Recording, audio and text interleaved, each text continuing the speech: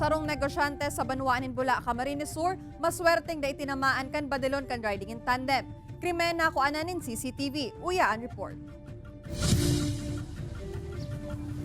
Emosyonal na nag-atubang sa GMA Regional TV Balitang Bicolandia si Betty Carriaga matapos na makasalbar sa planong pambabadilaan sa iyang ama sa Bula, Camarines Sur. Sa CCTV footage, mahiling ang 62 anyos na si Eddie Volante na nagtatabang sa saindang gasolinahan kan mag-abot ang duwang personahe lunad ni motor asim pinaputukan ang negosyante. Suwerte na sa ibong kanranikan distansya, daini tinamaan. Day subot tulos na realisar ni Volante na siya ang target kan riding in tandem, kaya naglakaw pa ini para sunodon in hiling ang mga suspetsyado.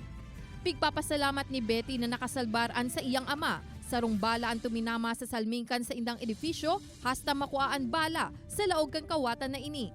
Grabe yung himala ang pinakita ng Lord, yung talagang hindi niya kami pababayaan. Kasi ang masama lagi naman nandyan eh.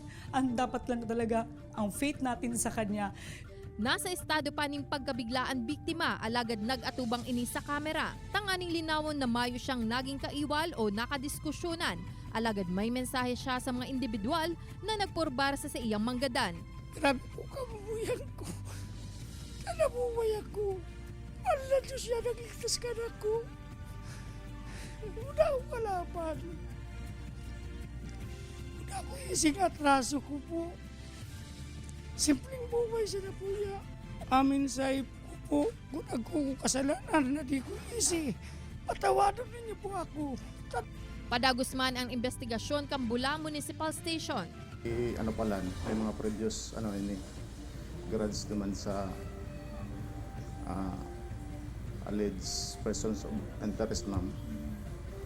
So ngunyan, tigbabalidit ni gabos na ang gulo, ma'am.